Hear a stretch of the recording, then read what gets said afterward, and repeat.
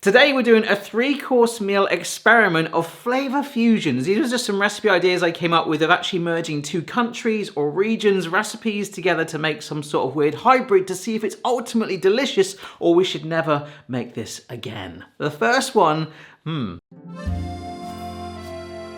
our Haggis Arancini is going to get dunked in a whiskey mustard dip. So English mustard, I would taste test this to make sure it's English mustard, but that will blow my head off. And to be honest, there's not many other things that look like this. So I'm just gonna do like equal parts honey and mustard. We want this to pack a punch. And speaking of which, that's where this whiskey comes in. Goodness me, I cannot stand whiskey. Yeah, that's whiskey. That's whiskey, all right. But how does it taste when it's mixed with honey and mustard? It looks a bit like a mushed up egg yolk.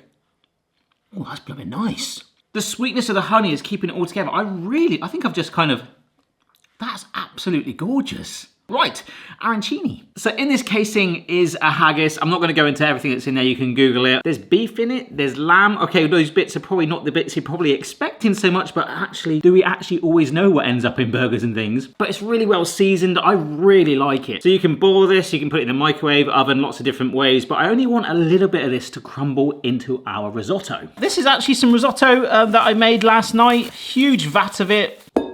I wish it was just this egg going in, but it's not. Actually, I don't know why I said that. I really like haggis. Like I say, I know some of you are gonna get put off by this. And I'm gonna, oh my gosh. Oh wow. And literally as I stand here right now, I haven't decided whether I'm gonna air fry these or fry them. Frying them would give it a really nice color, whereas air frying would give it a slightly duller finish, but be healthier. I don't know how many I'm gonna do, because part of me really wants to make burgers out of this. These are some panko breadcrumbs, which someone told me you make these by shredding up stale bread and then just letting it dry. I don't know if that's the case, but it sounds pretty believable. Last one, get a load of that. Awesome. Hark, the sound of Alan the air fryer preheating. We are gonna air fry 4 of those 6. However, for the main, I am gonna be using tuck to fry some food so we can actually fry the other 2 in tuck. And if this is your first time watching my videos, you're probably wondering, Alan, tuck, just go with it. Actually, I'm just gonna use 3 because that way I might be able to make a funky pyramid out of it for display purposes. I'm using my air fryer spray oil. Remember, that's not a unique air fryer spray oil. It's just an oil with a very high heat tolerance. All right, I reckon about 10 to 12 minutes in there. I definitely don't think the color's gonna be as vibrant as those 3 going actually submerged in the oil. We've seen that before. Done some pretty cool air fryer comparison videos on the air fryer playlist. It's actually been about 18 minutes sizzling away. They've actually tried to split a teeny bit. If you look at that one there. Yeah, it's really split, that one. I gotta say it again, the smell is brilliant. Plus, we've got that dunking sauce for it. A Scottish-Italian crossover like Joe Jordan when he joined AC Milan. A Haggis Arancini. Oh, that tastes like Scotland. The haggis is the dominant flavour there, but it's the spices. The sauce especially, and the rice is just kind of like bonding it together. In some arancini, you'll put a blob of cheese in the center. You can see how hot that is. Oh my word, it just fell off. It's a bit delicate. What a start. The sauce alone make that. And of course, if you didn't want to use haggis, you could replace it with any sort of seasoned mince of your choice, like beef, chicken, lamb, whatever. Wow. The only other thing I would say is air frying it is giving it a very neutral flavour. The breadcrumbs aren't really giving it too much crunch. But in a strange way, it kind of did that in an unselfish way. It like lifted all the other flavours. But like I say, there'll be a chance to fry those other 3 because of this. For the main, we are going to combine that British classic, particularly for me, living by the seaside, fish and chips with, I think, Chinese, although I thought it might have been Japanese, Bao Buns. We'll make some minty peas, homemade Bao Buns, which we'll start on now. They're gonna be steamed and absolutely epic, and then probably just drench it in some tartar sauce. So to make the Bao Bun dough, we've got some plain flour, sugar, yeast, a little bit of oil, alrighty. And now I add my salt in. And this is like the first time I've ever needed anything on this countertop. It's a very exciting moment. We're just trying to get it nice and smooth, hoovering up that flour. I think I actually quite like to be a baker, but it's the hours, I think they kill me. So I'll clean my bowl, put it in there. And now that's got to double in size, at least an hour in a warm space. I don't know if I've got a warm space in this place just yet, so I'm putting it by the boiler in the house. Warm space. These are some potatoes that I've washed. I'm cutting them into fairly thin chips just so it'll fit in the bao bun. Otherwise it could end up like some sort of weird bao ghost with a potato cigar in its mouth. Plunging the potatoes in the water. Look, you can see that starch starting to discolour it already. Oh, that's even better, look. I find this makes a massive difference. They've been drained off. Oil, some pepper. Actually, just dunking these chips in that whiskey sauce would be amazing. Salt. So I could bung these in the fryer. I could bung them in the oven, but we've got Alan here. We might as well use him. So these will just get air fried, but I won't do it just yet because I'd like to ideally have them warm. But with this prepped, our bao dough hopefully rising, let's now move on to the fish. These are some cod fillets. And I'm just gonna cut them into nice chunks like this. Otherwise, trust me, I'd like to put the whole piece of fish in there, but a little bit like Jaws, you're gonna need a bigger bao bun. So I'm just gonna sprinkle down a little bit of flour and roll each piece in it just to help dry it out a little bit more. Someone is ringing me. My phone is literally ringing whilst I'm doing this. It's probably the worst time because I do not want a fishy phone. I'm gonna just season it with some pepper. So let's just put this over here to one side. So we're going to make a beer batter, but you could do this actually with anything fizzy, really. I wouldn't recommend doing a Fanta batter, although it sounds quite good. My brother-in-law got me 48 bottles of this for Christmas. In fact, I had a few on the last live stream. Oh, and if you've not seen any of the live streams, I've saved them onto a playlist so you can watch them back whenever you want. If you fancy, I'm trying to do them every week. They're really fun. We need about half of this bottle. Plain flour. This time you might be able to see the specks of seasoning. I've actually added the pepper straight to the flour. Actually, we're very close to hitting 1 million subscribers now. And I've said once we do that, I think we will do a 24-hour live stream. And I don't know if that's a really ridiculous idea, but it will happen. But that is our batter done, and it's a good idea to let it rest anyway, which is a good chance to talk about peas. Sorry, I want to say that out loud. Actually, on the Cheap vs. Steep video, I did mention about how much I absolutely detest the mushy peas that you get in chip shops here in the UK. In fact, I hate mushy peas in general. So this is my chance to kind of make them a little bit more flash. And if you love mint, it's really nice. Cheap peas, the mint, and a blob of butter with just a little splash of water to get it going. And we can squish them as well to kind of make them fake mushy. Absolutely out of this world. Like our fish, like our batter, like our chips, yes, that are still in there, just to make sure, patiently waiting to one side. We're gonna prioritize getting the bao buns done because, well, check this out. Yep, indeedy, the bao bun dough has not disappointed. It has had, to be fair, at least 2 hours. Ooh, smells yeasty. It's got a lovely airy texture on it, slightly tacky. I'll see, I mean, so far it's not sticking to the board. We can get some flour just in case. I'm gonna add, this is some baking powder. Oh my gosh, I should have just measured this out. A teaspoon by the eye. So I am kneading, kneading my bao bun dough, kneading my bao bun dough. I'm having so much fun today, I'm sorry. Baking powder bao. Right, I'm not sure what's going on here, but during the very short commute from my house to the garden kitchen, I seem to have lost one of the layers. I'm sure I had one more for my steamer basket. But anyhow, both levels have got a little bit of baking parchment sat down there. This is an interesting one because I'm not really sure how much I should go with it, because they can puff up massively. So what I think I'll do is go for 2 of these quarters can actually be a ball shape like that. They look at okay size with a little bit of space, or a lot of space, for them to expand. It's just how much they expand, that's the unknown. So what I think I'll do again is have it, so kind of like 1/8 of the dough, and this might surprise us, I don't know. Aha. Well, hey. So with that sat on there, I'm gonna get some water in a pan up to a boil. We'll get the peas going in just a bit, but it is gonna get hot in here because we're gonna need the fryer for our fish. And we're gonna need Alan on, so it's gonna be like pretty crazy. All in the ongoing Barry battle to have lukewarm food. And just whilst that is warming up, folks, in a recent video, I said that a courgette was an apple in America. That was a joke. The video I did the other day, we were calling dauphinoise potatoes dolphin nose. That was a joke. Shall I just stop doing British humour if people I don't want to like literally let people know that potatoes are called dolphin nose. Like, it's just a joke. So please, I'm sure 99.9% of you do this, but please take my comments with a pinch of salt, all right? Here is Tuck. We've got our chips going. There could be a power cut at any minute. Right now, the garden kitchen is draining all the power from my hometown. Oh yes. It's starting to warm up, so the butter will melt. Right, so here we go. A piece of fish here. I'm not gonna use the basket. I'm gonna shake off a little bit of the excess and drop it straight in. Oh my word, look. It's staying together. Let's stay together, loving you forever. It is puffing up amazingly. I've just had to sort of give it a little prod so it doesn't join together. And remember, we're gonna put the arancini in this too.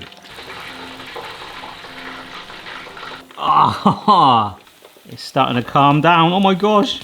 This reminds me of the smell of the summer when I walk along the beach and the seafront. And just while we have got that oil hot, I've got my basket here to stick those other 3 arancini balls in there. That's gonna be a really interesting difference. Oh my gosh, I can feel how crispy they are. And when I compare it to our air fried one, visually, there's literally no comparison. We'll come back to this in a bit, but wow. The Bao Buns, ooh!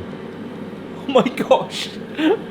Massive wave of steam, check that. Oh wow. Do you know what? Even though they're massive, I'm gonna turn them off the heat. And we don't know what the ones underneath are gonna look like yet. Our fish is pretty big. Oh, that was good timing. Right, when it comes to the Bao Buns, I've got a bit of a decision to make. The top layer was very big.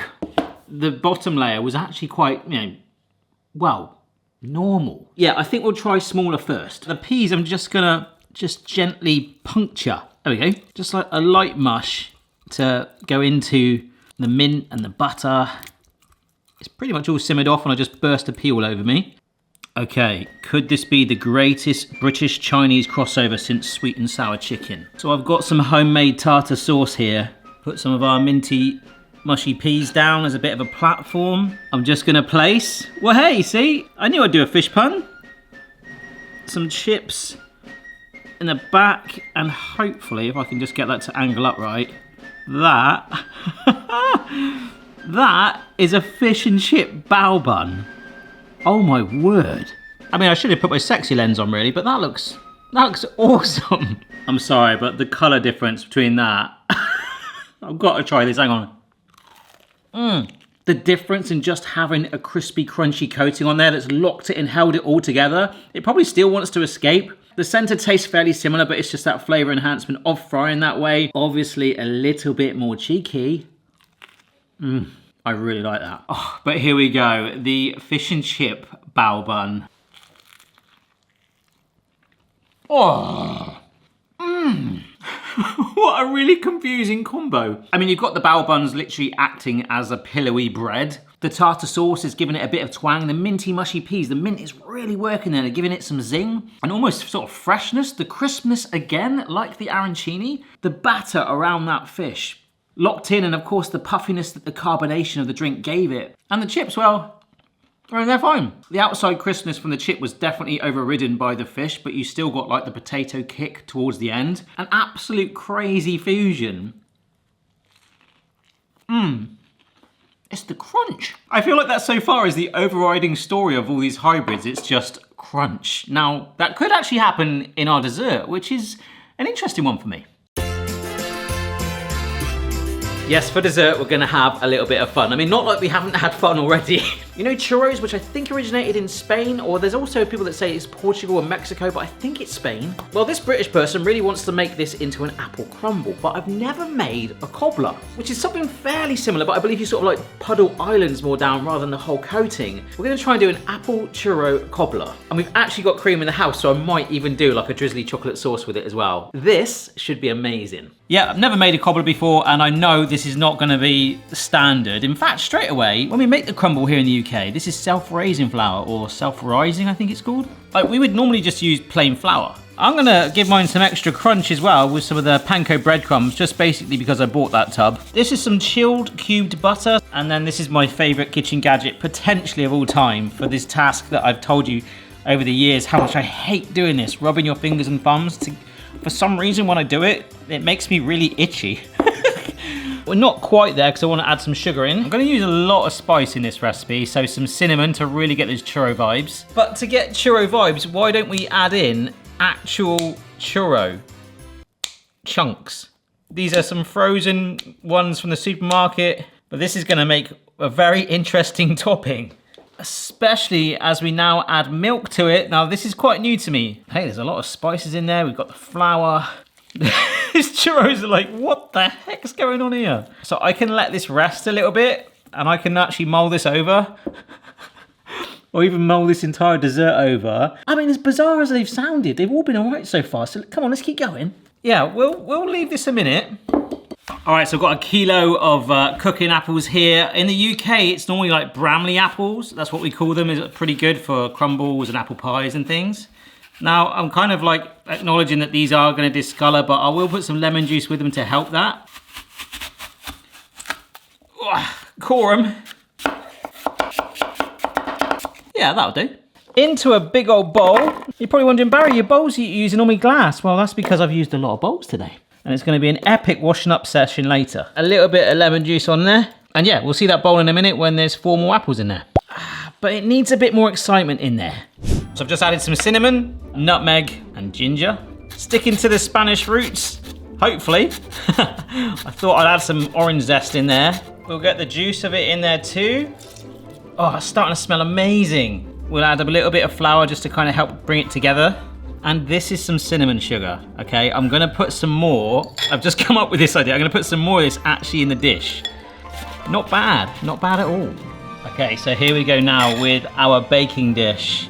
And I'm sitting it in some more cinnamon sugar. Because why the heck not? Part of me wants to get those ready-made churros and just roll it in this and cook them up. But no, this should be worth it. Should being the key word. Dump these apples in. Oh, wow. I made this cinnamon sugar. I put quite a lot of effort into it, so I'm going to put even more on. So now we're going to cobble.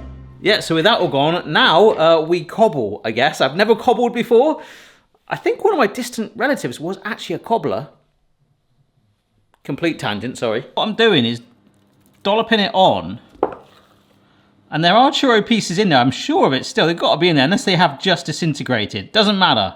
Like, images of cobblers that I've Googled, and that was an exciting Google search, seem to indicate that it sometimes merges anyway. But that is it. It looks quite cool. Will those churro pieces pop through as it bakes? Whoa. Oh, come on. I've got a little bit of time while my oven preheats. All right, in you go. So as always, I will keep my eye on it. About 40 minutes roughly. In that time, I have got some serious washing up to do. Well, not much happened. It was pretty carefree. Maybe that's why you call it a cobbler, because I have now actually got cobbles where it's expanded slightly and almost formed a crust. We've still got the churros standing strong and our cinnamon sugar where it's warmed through and soaked into the apples with the other spices too, but those extra layers has almost created this spiced caramel sauce within it, but it still needs some enhancements. You see, not only do I like to have my churros dusted with a little bit of icing sugar, I feel like it's iconic to kind of have a little bit of a chocolate sauce on it. We're gonna make a ganache. We'll just warm this up, so instead of a dipping sauce, it's a drenching sauce. But let's just give it a dusting in icing sugar. I think this is gonna be really, really nice. I was gonna go for possibly caramel sauce or dulce de leche, however you call it. But you kind of get that it self-sauces like that anyway. Oh my word. That is our apple churro cobbler. At the start of the video, I was kind of worried that I was going to be drunk on, well, whiskey mustard. But I actually think I'm more drunk on accidental food fusion flavour. I've really enjoyed this. Come on. Oh my word. You see that sort of caramel at the bottom I was talking about? And I was about to say, oh, that chocolate sauce on the top wasn't really necessary. Of course chocolate sauce is necessary. Ooh. It's like a softer crumble. You've got a crispy topping, but the rest is slightly softer than a crumble, so I quite like that. But together with our caramelized apples, oh my word. There's something about the Bramley apples. I think it's like the sharpness or the stubbornness. They're quite robust apples. The amount of cinnamon I put in that as well. I was expecting it to taste like really strongly of that, but no, it's just kind of subtle, gentle spice. The chocolate sauce works really well. It's sort of breaking between the cobbles and the apples. It's sort of like this like sweetness band because yeah, it's lovely. Oh, got a bit churro then. But just like cake-like. So you go from the super sharp apples to the sweetness of the chocolate to then like the more mellow crust. That is, I mean, they're all absolutely gorgeous. I think for comfort food, this is my favourite. I think for effort, there was a lot of steps to that. We had a lot of things going on. It was very exciting. But it came together really crispy. But for simplicity and quirkiness, I like that too. I mean, I like it all. Is that all right? I've started to score things out of 10 and I would genuinely give each of these like a 10 out of 10. There's nothing that I would want to change about them. So from Haggis Arancini with the whiskey mustard sauce, fish and chip bao buns, and of course our apple churro cobbler. What a day. If you've got any fusions that you would like to do, let me know down below and maybe I'll put them together in a follow-up if you wish to see it. Hope you enjoyed the video. Don't forget to check out all the others on the channel from over the years. It will take you blooming ages. Cheers guys. See you later. Bye. I will let you into a little secret though, that these arancini, once they're cold and proper cold, the fried ones, had another nibble of another half and it was like, ooh, crikey.